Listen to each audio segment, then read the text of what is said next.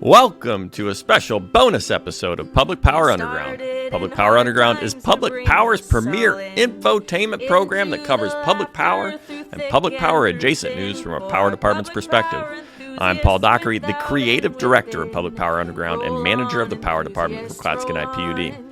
In Season 3, Episode 10 of Public Power Underground, we shared the first part of an intriguing conversation with Michelle Manary. Michelle is Bonneville Power Administration's Chief Financial Officer, who is currently on assignment to the Department of Energy as the Acting Deputy Assistant Secretary of Electric Delivery.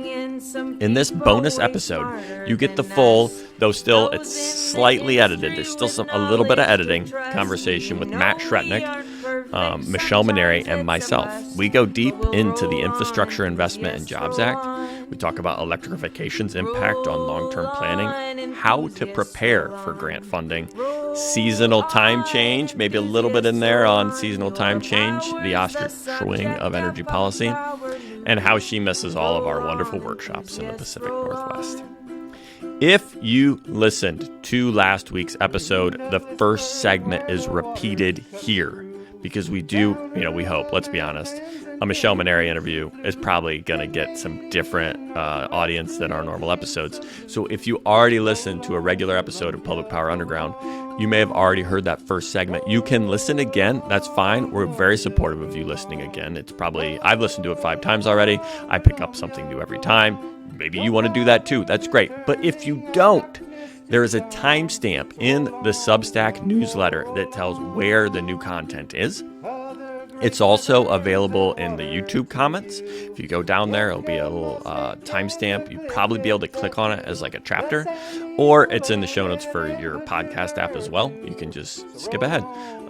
That is if you've already listened to it. You should not skip this intro though, because let's be honest, this is it's great content. You like this stuff.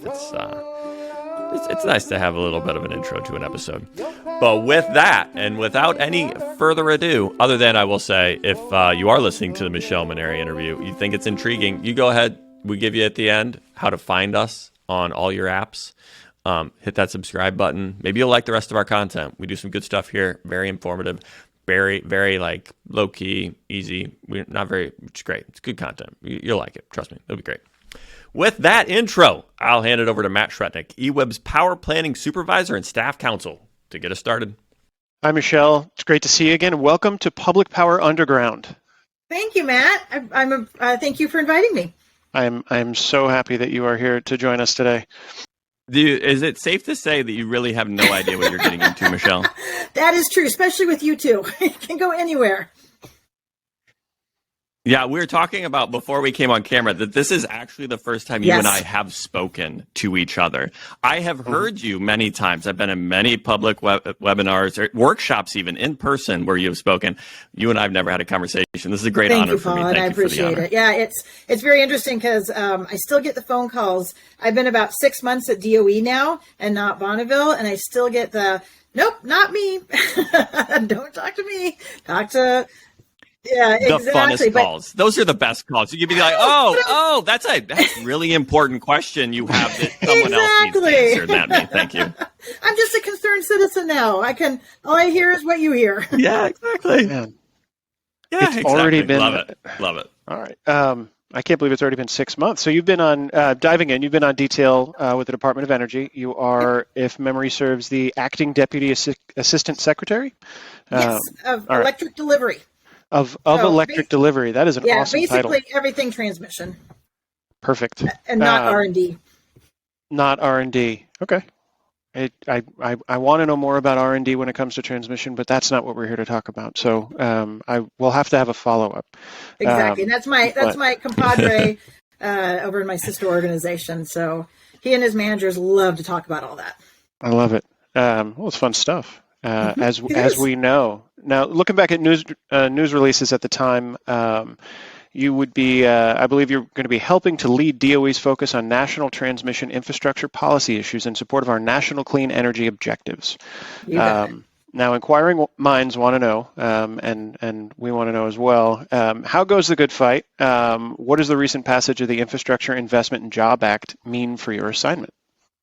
So means a lot. Means we go faster, or where people expect us to go faster. But those in the transmission world, they're not known to go particularly fast.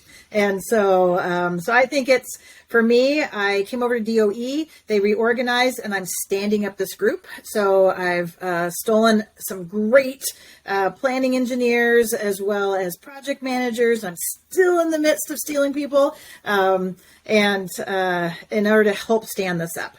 The cool thing is we're starting from the basics. We're starting from working with the planning utilities, or the planning organizations for utilities, or ISOs, RTOs, or whoever it be. And the goal, we have two goals basically. The first is to really have the two labs that we're working with, NREL and PNNL.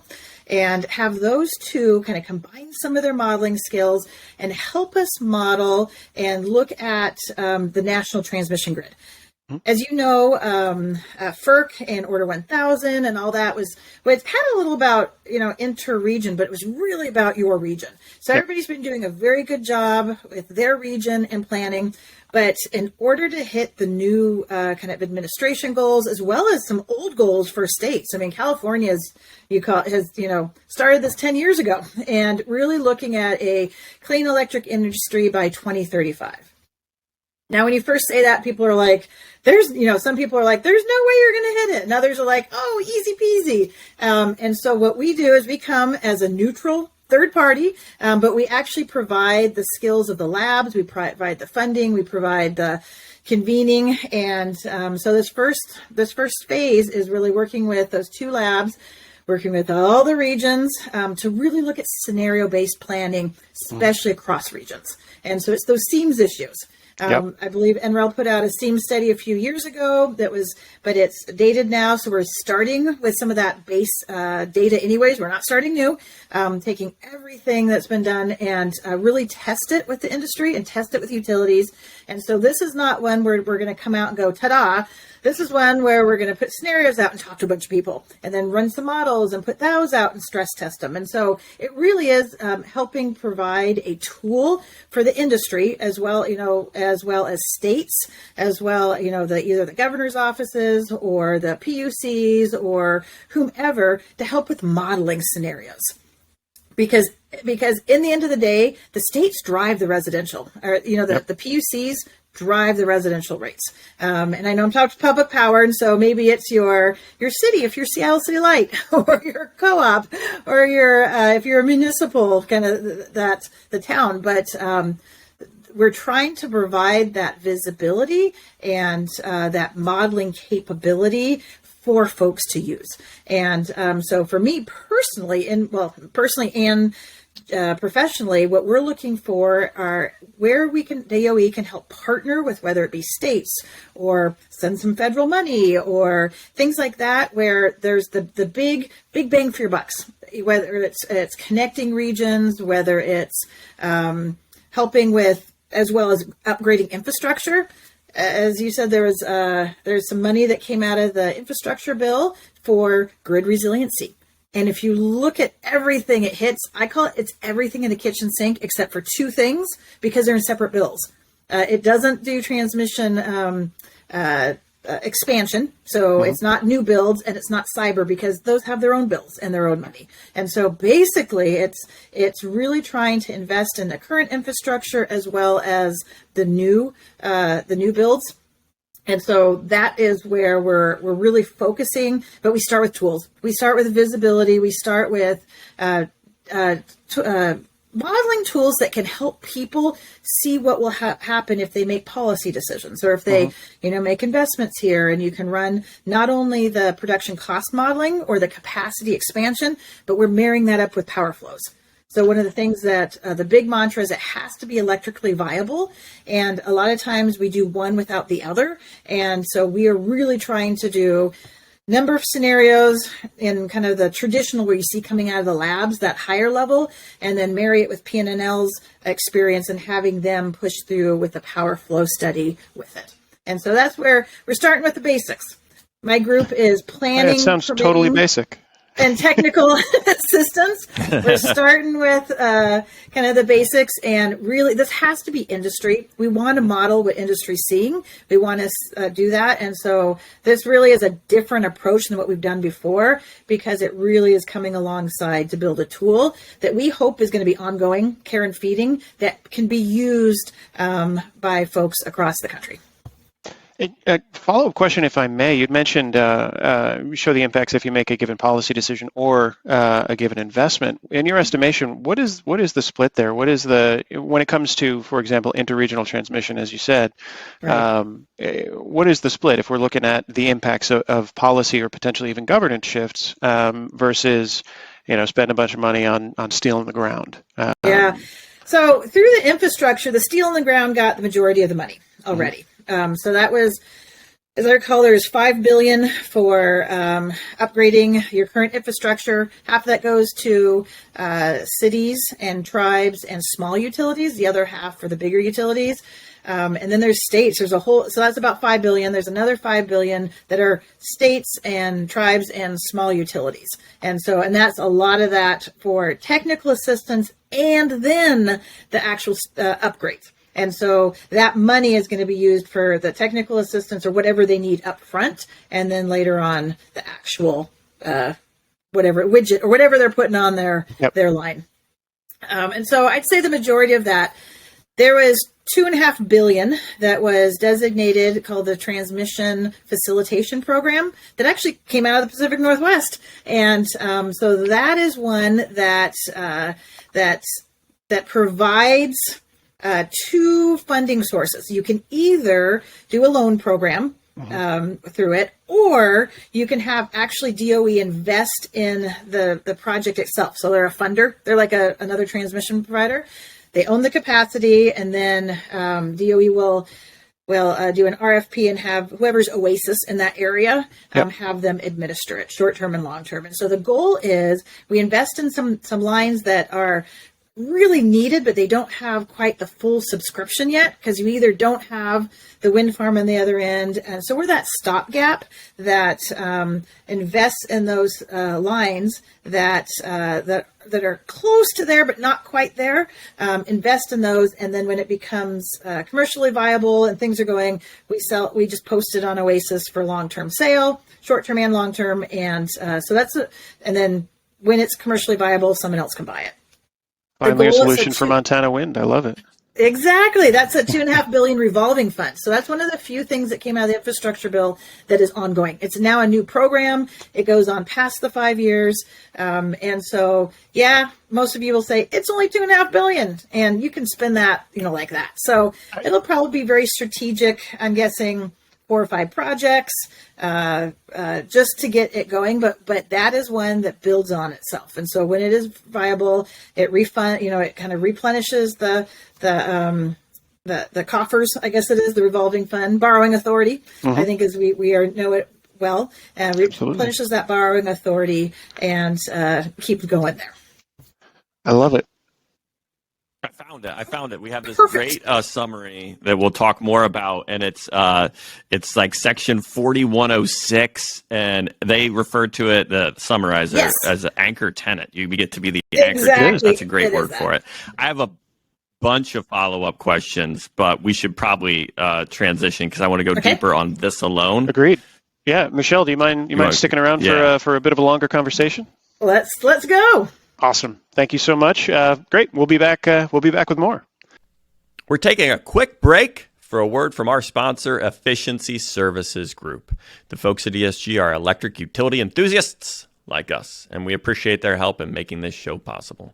ESG specializes in working with electric utilities to develop real solutions to meet their specific needs. So if you're looking for a true utility partner to help you implement energy efficiency programs, or lots of other stuff too. I focus on the energy efficiency programs, but they do a lot of other stuff. So reach out to your friends, us at Public Power Underground. If you want a referral, Brian Fawcett is the one you should definitely email if you want like the real referral for somebody that interacts a lot with ESG.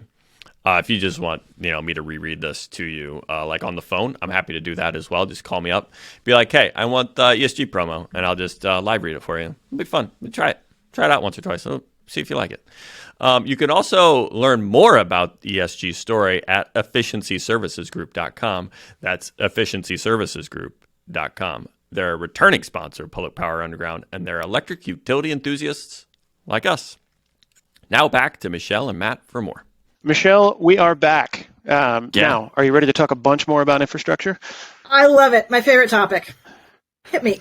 I have some infrastructure adjacent things too, where they aren't actually like DOE, maybe in your wheelhouse, but they're like adjacent enough that I feel like I can ask about. Are you open to like maybe not exactly on topic? I'll tell you. Okay, that's my brand. I'll tell you if I know it or not. All right, I'm gonna go first here. Now, Paul and I, we talk a lot about how the electrification of the economy is going to change our utilities, electric utilities. Close to home here, Eugene City Council recently passed a PARA motion setting the city on the path to study building electrification and banning natural gas connections for all new builds. Here at EWEB, we just put the finishing touches on our electrification study, taking a look at what we see demand looking like in the future. And Paul's up there in Clatskanie trying to get people to think of outlets as electric vehicle charging infrastructure. Yes, Plug Pass, it's open source. Plug Pass is just an outlet. It's just an outlet, EV charging infrastructure. That's all you need.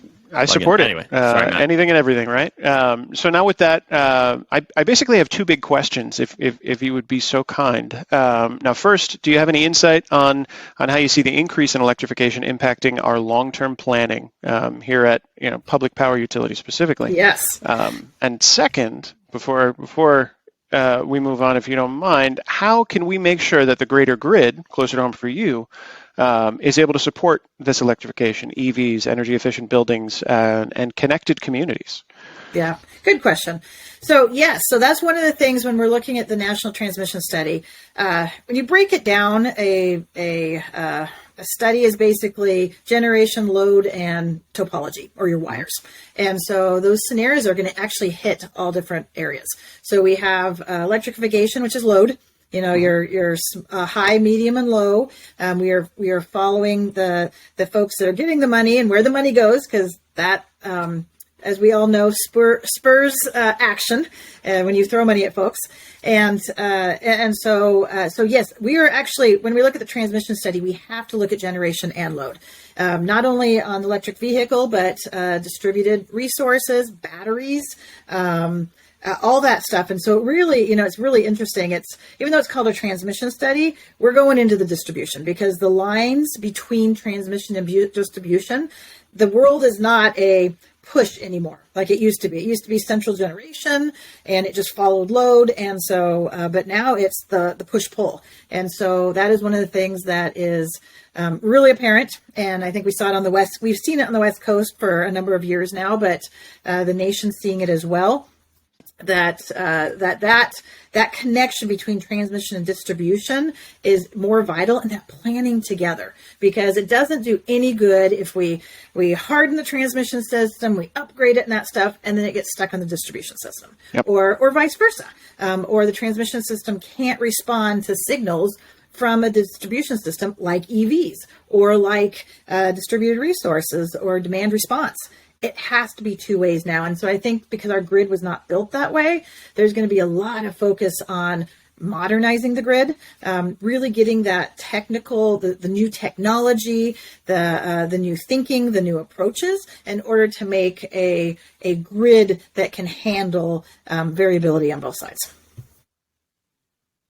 So as you're going, you mentioned this in our earlier portion about trying to recruit people in to build this model and build a team that can do this model.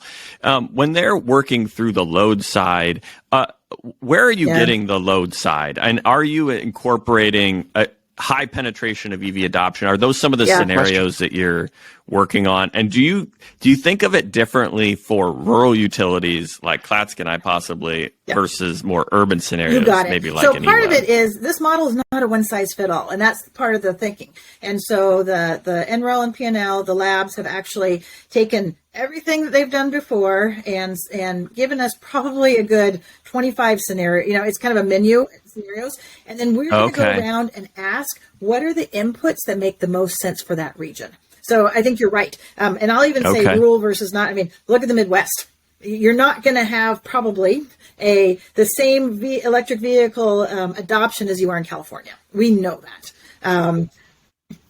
Unless the F-150 really hits at home around in the Midwest. I'm rooting for you, friends in Ohio. I'm rooting for you, Mom and Dad. Get that F-150. So that'll be interesting, Lightning. especially with if the Senate actually passes some sort of version of the Build Back Better America. I mean, it's amazing when you do incentives, when you do, especially to the end consumer. And Absolutely. if the manufacturers can come up and provide that F-150 that is not an electric, but still can be a workhorse, and you give people incentives. Yep. That's actually the wild card. And we saw this 10 years ago when the states and the feds first started the tax credits for wind and solar. You saw that boom in certain areas. And so it'll be interesting as the U.S. invests in its infrastructure, hundreds of billions, trillion, that how that spurs not only behavior for the end consumer, but also behavior for the industry as a whole. Yeah, and one follow-up on this model, this planning tool. I think it's really cool that you all are working on developing one. Is this a national tool that models Yep. like our whole transmission and the load for the Yep. nation as a whole? And then can Clatskanie and I use it with our own scenarios? Because you talked about being able to pick Right. and choose for Yeah. a region. Can you talk through your deliverable, like what you think this tool could be used for? Because it sounds the really National cool and Transmission nerdy to Study, me. because it's funny when you say tool, we have to market this really carefully because it's not right. Oh, yeah. Well, Okay. Market it. yeah, exactly. Help me Well, market because it. DOE is not coming out and saying "ta-da," they're coming out and using this. So yes, it should be. What it's doing is it's really stitching together all the different planning regions and all the different modeling. So if we take the West Coast or even the Northwest here, so you'd take not only Bonneville but Seattle and Benton and I can't remember, and whoever's doing their own the BEAs, the 39 BAs that are stitched together. Then it really, Yep. we are trying to build one that encapsulates all that stuff, but looks across, that can cross it. Now, part of those conversations are everybody uses different assumptions. And so that's why we're doing scenarios. And so we're, as you might guess, it's something that it's a tool that it's really scenarios to get you close, especially in the power flow. So at least we'll know, is it deliverable or not? Right. Or if not, where is the congestion point? So yes, it can be used for that. We're really hoping that the state policymakers, the PUCs, anybody trying to look forward, we're trying to give them that data for decision making, informed decision making. And so you're talking about areas of like congestion and stuff. Will this tool help us figure out how to make the cost-effective investment to get the biggest return for our money for things like, because we're thinking about, okay, how do we actually make sure that, electric vehicle, our grid can support electric vehicles? And there's like these constraints that we're wondering, hey, is this going to work or not? Will this help us? A transmission study? It's the Tell me National the name of it Transmission again. Study. I'm actually going to. We're going to help with the National marketing. Transmission Study. Public Power Thank you. Underground, brought to you Yeah. by the National And what Transmission Study. Yeah, and what it will do, because this is on the engineering side, what it will do is help folks see if, a what if. So if it's high penetration in these areas like EVs and you have some distributed resources and you want to go after, solar in a certain region, it can be fed in and then you can actually see what it does to the grid. Can it support it? Can it not? Where do you have to upgrade? And so it does the engineering side, and then it gives decision makers on the cost just some visibility. Because what it will do is when you plug those scenarios in, you can see how the grid shifts. When the electrons shift, when you add a line, when you Yep. pull from certain things, you can shift. And so it's not going to, we haven't hooked the cost to it, but somebody could easily. Yep. And so you can do a before and after. Okay. Okay. I want to pivot a little bit to the Infrastructure Investment and Jobs Act. So this seems like a great tool to figure out the value-added proposition of some of these, transmission and investments. So on November 15th, President Biden signed into law this Infrastructure Investment and Jobs Act. Since that funding, the $1.2 trillion bipartisan bill funded a variety of physical infrastructure investment. Can you help us level set where we're at? Where is this going? how can utilities get involved? How can we get a piece of the pie? Yeah, good question. Because it's always one of these things when the ink, when it's signed and the ink dries, people are like, now what? And so, but now what? One of the things that folks are really conscientious about, especially in DOE, but I think other places too, is stitching it all together and being strategic. Because a number of the bill or items in the deal, you can have folks pick and choose from a number of them. So if you're a small rural town, you can get a technical assistance from some areas. You can get money from others, depending on which part of the IIJA, or the Infrastructure Jobs Act, you can do that. So what we're trying to do is we're knitting it all together. I'm actually in charge of all things future transmission related. Whereas there's 3 of us all across DOE that have all the components for DOE and working teams. And so we are really trying to set criteria, set how this will work, implementation. I mean, everything from, do we have the contracting, ability to do this? What do we have? Do I have anything that's out there already? For example, the Loan Program Office has been going for, centuries or decades. Sorry, decades, not centuries, decades. And so if someone actually wants to do a loan instead of having DOE be the anchor tenant, great, I'm sending them over there. And we're having those discussions to see who can support, what do they need funding to support, but really setting up the criteria and the mechanisms. So when we do come out and say, go, we're ready to process. The last thing DOE really wants to do is be the cog in the wheel. So we want to do a little thinking. And so we have all our systems, our processes, people can we are ready and they can be ready. I'd say for a lot of your folks, though, I'd say the plan. The plan is really important. This is not just give money because I want it. My guess, and this is just my guess personally, is when you think through, there's going to be criteria, and some of the bill languages have. So, what's your grid hardening plan? What is that? And so, having some thought beforehand, and some thought, even if you're going to ask for technical assistance, what for? This is the plan. This is what I want it for. Those are the ones that are probably going to go faster through the process because they've already pre-thought a lot of this. Yeah, so you're going to be the secret encoder ring that helps us interpret the bill. One of the 3, it sounds like, a DOE. But in order to access the powers of the secret encoder ring, we have to actually probably have a plan. Yes, exactly. Now, there'll be some criteria. So that's what we're trying to figure out. So this is the criteria. This is what the plan would look like. But yes, it is not just everybody that comes and says, I want money. This is really about being responsible for the taxpayer money and being able to and have success measures. We're here for it. And be able to come back. So it'll be a partnership. Stewards of public goods, right? Exactly. We're stewards of public goods. Do exactly what we do. And so this will be familiar to a lot of folks. But and I think in the grid hardening world, I mean, think about, we've gone through fires, we've gone through a lot of things, flooding, fires, all that stuff here in the West. And so I think a lot of folks have been, especially in the small, have been thinking about that anyways. And so part of that is just putting that plan down. And if there's a way that you can have multiple small utilities come in together, if they want to plan regionally together, that would actually work as well. I'm feeling this, Matt. I think it makes good sense. You feel like this could work? And this is actually a really good segue, Michelle, because we're using some info off Energy Twitter to help us come up with a plan. This is true. Although, of course, we did read the 2,700 plus page bill in its entirety several times. We've been using. Congratulations! I did not. Neither did I. I read the electric sector section. There you go. Not all of it. Jesse Jenkins, an Energy Twitter celebrity, put out a really useful summary. I believe he's with Princeton these days, but we've been using that as kind of a guide on Public Power Underground.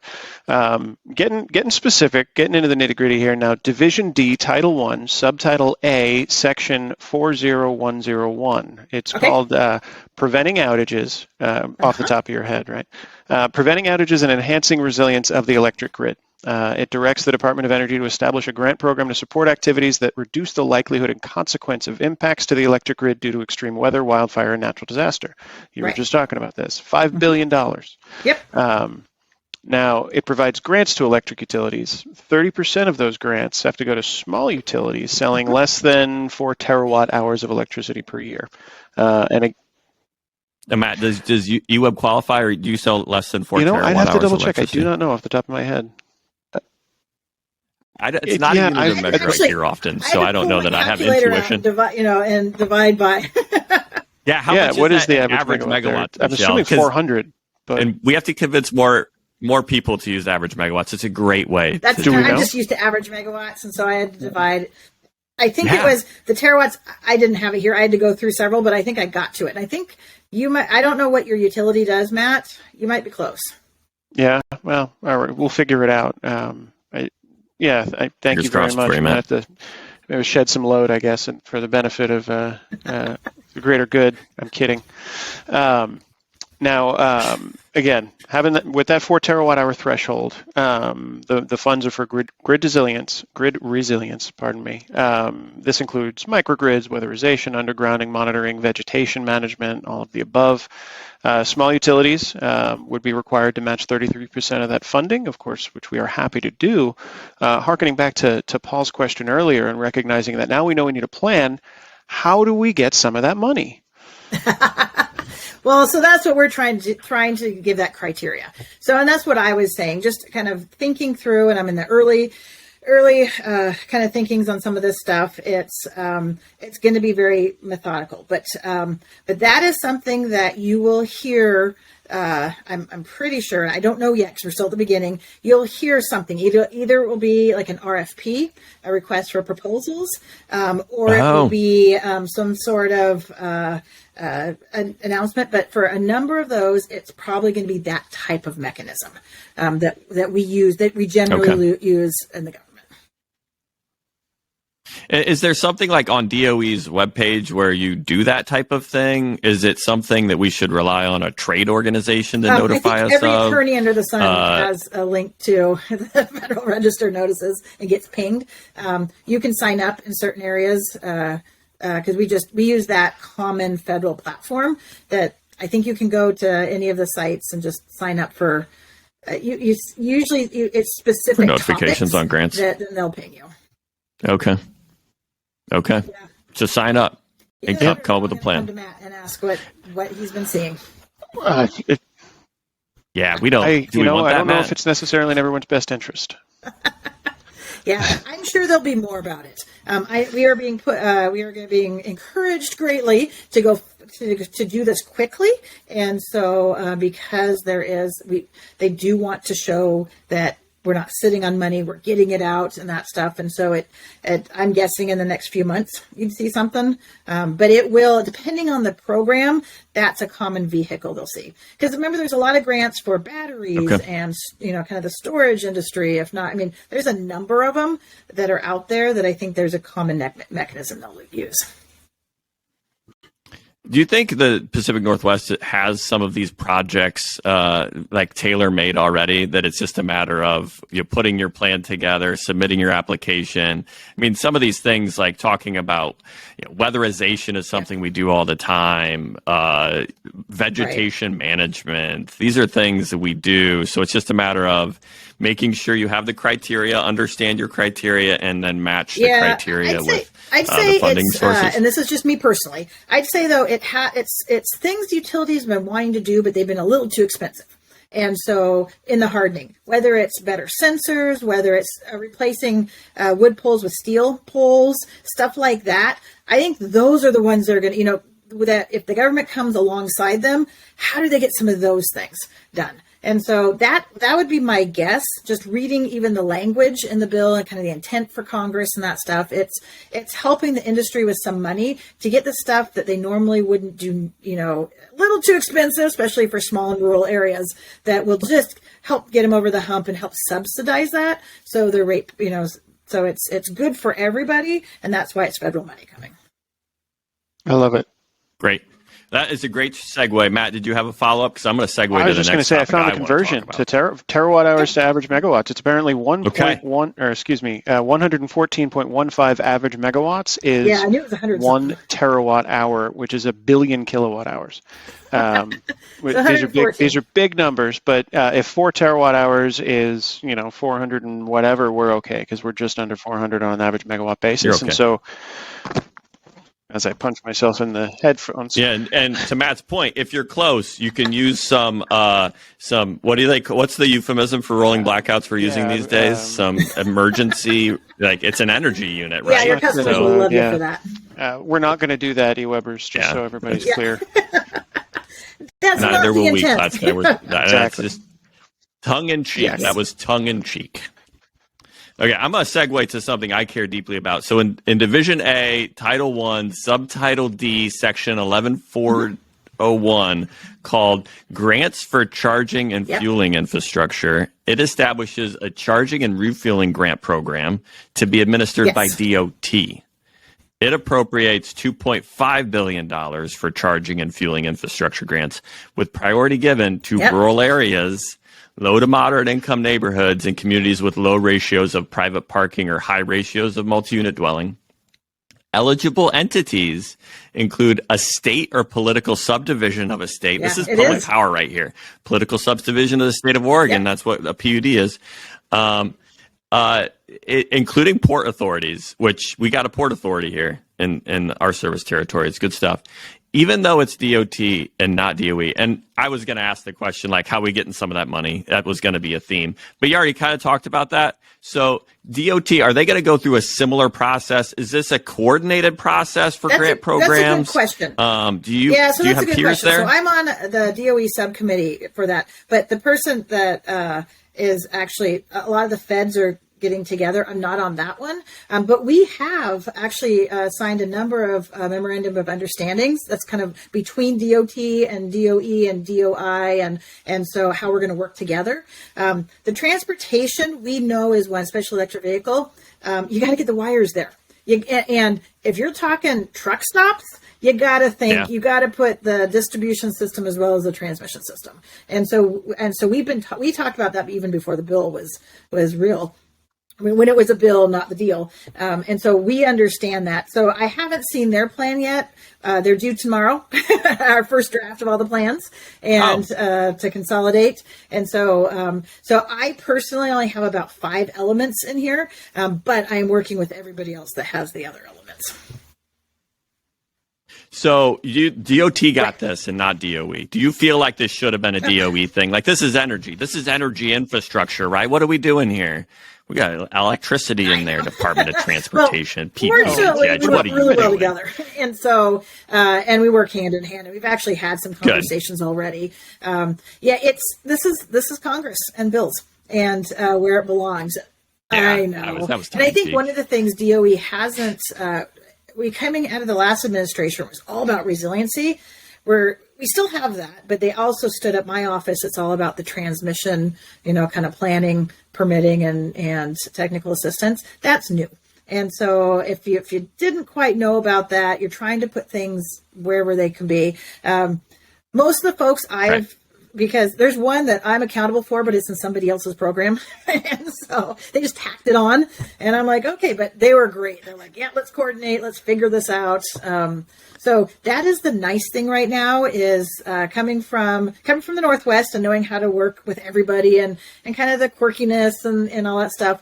DOE, it's been very nice. I haven't felt like I've stepped on toes yet. I mean, the big message to all of us coming from the top is we have to do it all together, and you will coordinate. You will work together and you will coordinate. So I've actually been pleasantly surprised that people are warm and embracing and want to come together and want to figure this out. So it's been nice. That is great to hear. I am going to follow up on one thing you mentioned, like truck stop charging, okay? And you're talking about transmission planning. We all know it takes a lot of power to charge something that fast. You're delivering a bunch of energy in a very short period of time, right? So this is my pitch, okay? Charging speed fees. Electric utilities need to have charging speed fees to make sure you are putting a price point. Like these people, some truck stops are thinking like, oh, I'm going to charge in 10 minutes. I'm going to get like 10 cents a kilowatt hour or whatever. It's like, no, you need to charge for the infrastructure or else you aren't. I agree. So I would do a pitch back to the utilities saying that these are ones that they're going to be in people's service territories. You don't know what you just did, Michelle. You don't know what you just did. Yeah, and so yes, Department of Energy agrees with charging speed fees. Is what that's the title of this episode. You just named the title. I agree. No, I think that is something the utilities have to, and the rates folks have to figure out is with this new technology. How do you want to cover costs for it? Yeah, you got to record. Like equipment is going to be expensive, and the stress on your infrastructure is going to be real. You need to make sure there is a price signal for those things. Just recovering it through the energy that you deliver. It's just like, anyway. Well, you actually kind of spurred something on me. So the one thing that also is your utilities and your governor's offices and your PUCs. It's a new world. You got to work together because it's the cost recovery and the rate making of it, the policies coming out of the states. And so this is a world where we have to see people working together because when they do, it's going to be a much better outcome because they've thought through all this and they've had those that approve the rate making, at the table from the beginning. Yep, absolutely. Collaboration. Matt, I think you're up next. I just feel so empowered. I feel so empowered and validated. I feel seen and heard. You don't have no idea how good it makes me feel. Anyway, go ahead, Matt. You don't know what you just did to us, Michelle. I know. But that's okay. It's all for a good cause. You talk to somebody that's been doing rate making for about 20 years, and so that's fair. Speaking my language. You're not wrong. It's a conversation for another time. I don't disagree with either of you. We'll leave it there. We just pulled out a couple of programs that are super intriguing, and thank you for diving in there. There's a lot more obviously to it. We talked about 2,700 plus pages. Are there any areas specifically within the Act that, or any other areas I should say, that you're going to be specifically involved in yourself, or anything better yet that you don't think is getting enough hype, specifically amongst public power and public utilities in the Northwest? Yeah, so I personally have 5 of the initiatives, I guess, the 4010 something underneath it. The transmission facilitation program is the big one. That's the $2.5 billion anchor tenant. And so I will be, it's actually going to be run out of my organization. And so that is one that I'll be personally involved with, and figuring out the criteria, figuring out how to implement it. I'd say that Let me follow up there. You can tell me if it's over the line. Boardman to Hemingway, is that a project that would fit that is this a question. program? So one of the things you have to read is some of the language and some of the bills say it can't be existing. And so does that mean existing projects? There's no steel in the ground yet. And so that is one that anything that's kind of in progress, we're going to look at that criteria. Yeah.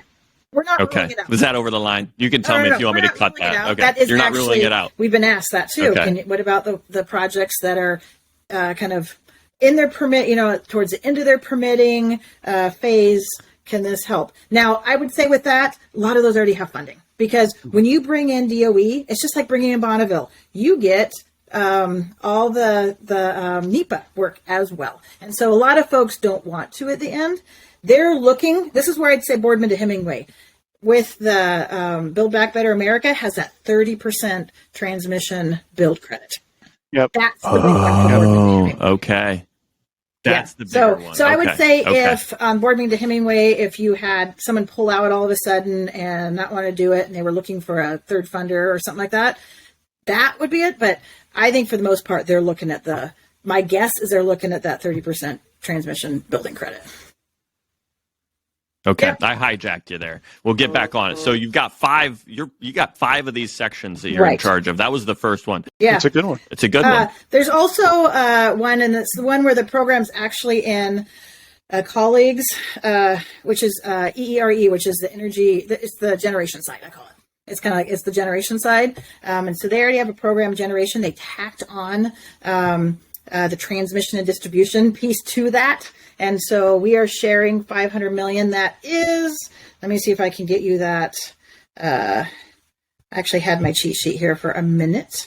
But that is one that's, Is it the 40109 Yes. State Energy Program, 500 You total to the got State it. Energy Program? Nicely done. We found it. Thank Wow, you, you're Jesse. faster than me. Jesse Jenkins, another shout out. It's well yeah. summarized. And so that one is, we're going to be working with the generation side of that 500 million. How much is going to be for generation versus transmission infrastructure. And so that is when I have the transmission distribution piece of that. And that's a great group to work with. So I have no qualms. We've already connected and stuff like that.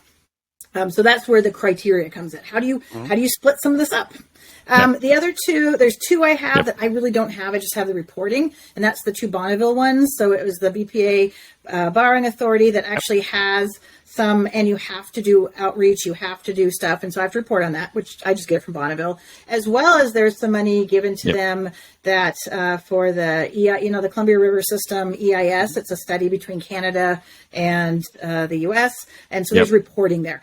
I'm not doing anything with it. That's Bonneville, but I will help with the reporting. So it's just one stop fits all. Since I have to report on it all the time, I just turn to them, they turn to me, and visibility. And you know some people there. Great. The last one is, oh boy, I'm blanking on it. It's a smaller one. I can't believe I'm blanking. I've been saying this so many times. I know this in my sleep. And there's one more. It's one of the smaller items. The transmission facilitation program is the one with the big dollars. I love it. Absolutely. Matt had a second question on what you think. Is there anything for the Pacific Northwest specifically, other than we already covered the Bonneville? Exactly. I mean, that's obviously big. Bonneville getting the Borrow Authority and the Columbia River Treaty. Is there anything else you think is like really interesting for the Northwest that we haven't talked about yet? I think do not lose sight of the money going to the states that then go to you. Do not. And so you're going to have to help your states maybe with some of this stuff. But there's not only do the smaller utilities get it, but the states can get it and pass it on. And so you can try to figure out strategies, and maybe shotgun it all and see who actually gets through. But don't forget about that crucial pass through for the states. I'm not sure where they're at for thinking through some of this stuff, and every commission's different, or every state energy office is different, because I think it'll probably come through the energy office. But those are just, don't forget about those monies as well. There's a number of these. You're right. There was one that had a 30% matching, but there's also some that are just grants, especially coming through the states, that are just grants for your grid hardening. I think that is the area, even though it's not a ton, but it's amazing, especially if you want to do, like I said, do something that is really tied to, in the Northwest, it'd be fires probably, that grid hardening, or the that type of thing. So don't just think about things of yours, think about what comes to the states as well. Plan early and often with them. That is very good advice. We actually had a conversation with EWEB's own Jason Huser about that very subject this morning. So timely and important. So thank you again. Taking a step back. So a ton of work with regards to transmission infrastructure, and a ton of work with regards to the bill itself or the act itself, I should say at this point. What else is DOE up to that we should know about, and that our listeners should know about, and that we should be excited about? Thank you. So it's interesting. We were going down this path regardless of the infrastructure, because we knew for technology, especially technology for your grid, getting more out of your grid is that R&D group that we both report to the same boss, and so we're brother organizations, sister brother. I would say a lot of that is think about optimizing your own grid first, and I think that's it's no duh for utilities, but get as much as you can out of your own grid. And so I think some of the cool technology coming out, the labs are always looking for people to partner and test some of that stuff, which usually comes with money to help as well. And so I'd say really think forward on your grid, not today, and it's really hard to get out of today, but it's going to be uncomfortable because it's scenario based. We have so much money that's coming through the states and through the feds, and nobody knows quite exactly how it will land, where those EV charging stations will be. Is it going to take off? What's going to happen? And so I'd say that's something that, especially to the boards or the co-op boards, whether it be or the municipalities or anything like that, you're going to probably have to think a little and plan to go towards a certain direction and be able to course correct along the way. There is not a one answer anymore. There's too many variables up in the air.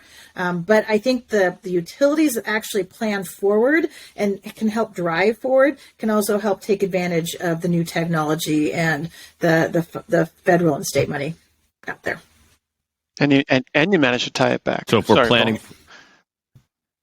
Yeah, no, you did. You did great. Yeah. So I'm supposed to be planning forward so I can get free money so I can have and take some risk. Yeah. Yeah. You get the free money when you take risk. If you're starting from Portland and you want to go to Astoria, you might end up in Tillamook, but at least you're going towards the coast. Yeah. We wouldn't do that though because we always go through Clatskanie, right, Matt? Any and every opportunity. Yeah, we got to stop at the berry patch on the way. Get a nice piece of pie. They have actually some DC fast charge, not utility owned, not as good as ours, but you have a great pie. Hard to argue with that. You can stop at Colvin's, have a great sandwich. There you go. There's a pitch. Now I got my tourism pitch for Clatskanie. I have an infrastructure adjacent question here. Are you ready for infrastructure adjacent topics? Okay, so I think we can all agree that seasonal time change is not an energy policy. Northwest Public Power Association's own Scott Corwin once referred to it as the ostrich wing of energy policy. I want to know, where you are emotionally with seasonal time change. Is this a safe conversation between us? And do you support federal legislation that would allow Washington, Oregon, and California to transition to daylight savings time all the time? So this is personal, as you said. Interesting. I'm wondering if you're asking everybody this.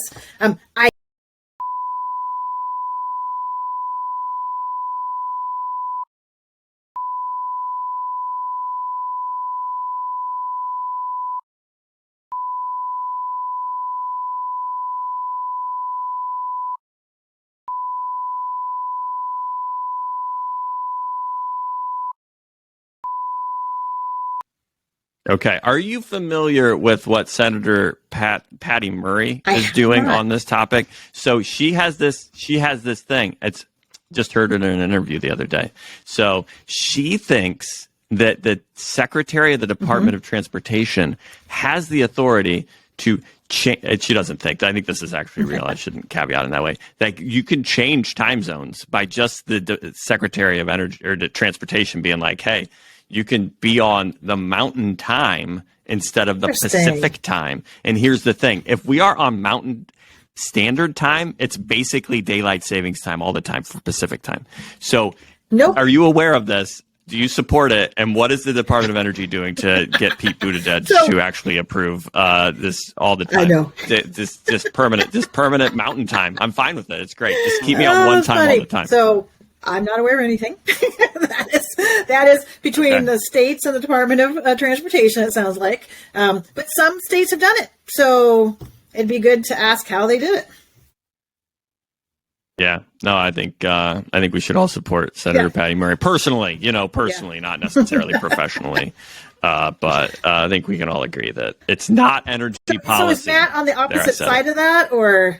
No, we're on the same page here. Okay, no controversy at all. Yeah, it annoyed me forever. Zero. Just for all of the reasons. And then I had children, and now I despise it with the white hot rage of 1,000 suns because it ruins a week. Yep, same. Not a day. A week is just out the window. You can't explain to them, well, now the clock is different, which means it's bedtime. Exactly. Yeah. What do you mean early? What is time? Yeah. Yeah. Okay. You got me there, kid. I have no idea. It's like, Dad, it's 5:30. Why are you still in bed? Like, this is the time I wake up every day. The clock, I don't. What's the clock? I don't know. Why are you awake, Dad? Well, thank you for that diversion. Thank you for the enlightening conversation. I've got one final question. I'm hoping you're willing to answer. We worked together for nearly a decade over at Bonneville. A large portion of the time was fairly closely, particularly with regard to the MC initiative and all of the corresponding efforts around it. So I think most importantly, out of all of the things we've discussed today, I need to know is, do you miss us, Michelle? I do. It's kind of humbling to switch a job virtually, not be out there. I've met one person. I've never met my boss. I've never met my team. I've never met anything like that. And so until the government can travel again, it's everything virtual. So I miss you guys. Just to be candid, I actually still keep in contact with you guys. I figured, but and now even more of us. That's right. They are the lucky. They're the lucky ones. Yep. So yes, that's why part of the deal was I stay in the Pacific Northwest, and I just travel every month out to DC. But have you done that yet? I mean, have you? No. You haven't done that yet. So you've been on 6 months. The deal was you could travel once a month, but you haven't even had to do that. You've just been like, and so it's mission critical only right now, and I'm not mission critical. I mean, you are. You are to us. Mission critical. I'm not mission critical. I guess that's fair. It all depends on what the mission is, right? That's true. I have traveled a tiny bit, but it's very, very targeted and masked up and stuff like that. Yep. Be very careful. Yeah. Always good. Be safe out there, everybody. Yes. Michelle, thank you so much for taking time out of your very busy schedule to spend with us and to talk to the Northwest Public Power audience yet again. It's been a pleasure speaking with you. You too. Thank you. And hi to all the folks out there. I do miss the day-to-day interactions. We miss you. Cases. That was the message that we got, that we were bringing back here, is we miss you, and so we're really glad that you were able to do this, because now we feel a little bit better. Thank you. Happy to. That's all. Yep. That's all for this conversation. Thanks for tuning in. Thanks to Michelle and Matt for the informative conversation. Our holiday special is coming up. It's being recorded on December 13th and published December 16th. To make sure you don't miss it, you can sign up for an unintrusive newsletter with links to all the ways to consume this fascinating content at publicpowerunderground.substack.com. Really, you can just search for Public Power Underground on Google. We'll probably come up. I don't think there are any other websites with Public Power Underground in it. Probably not. I also did note, if this is your first time listening to Public Power Underground, we would love to have you as a friend of the Underground. We'd love to get you to send us a note, say, hey, friend of the Underground. If you sign up on Substack, you'll get an email. Every episode will come out. It'll show you what the stories we covered. Public Power adjacent news stories. Sometimes the adjacent news are as informative as the public power news. Sometimes you just get great public power content. It's fun. If you're electric utility enthusiasts, we're the place to subscribe for your news. And get it in your earbuds, drive it on your way to work. And those of us that are still commuting to work, or back to commuting to work, probably should say, it's great. Way there, way back. You're through an episode. You at least have some understanding of what the conversation is in public power. What's going on what's on public power's mind right now? Sign up. We're also on YouTube, Spotify, Apple Podcasts, or your favorite podcast app. You don't have to subscribe to News Data to get this podcast, but it sure makes our podcast make a lot more sense. That's all for this week. Thanks for tuning in. Public Power Underground is a production of Clatskanie PUD and News Data. The views expressed here are our own and not the official views of Clatskanie PUD, News Data, or the organization of the guests also appearing on Public Power Underground. Public Power Underground is public power and public power adjacent news from a power department's perspective. It's written and directed by Clatskanie PUD's Power Department, led by me, Paul Dockery, and it's edited and published by the stellar team at Pioneer Utility Resources, led by associate producer Sarah Wooten. Our theme song, Roll On Enthusiasts, was rewritten performed, and recorded by Aaron Guillory and Ian Bledsoe. Public Power Underground for electric utility enthusiasts. Public Power Underground, it's work to watch.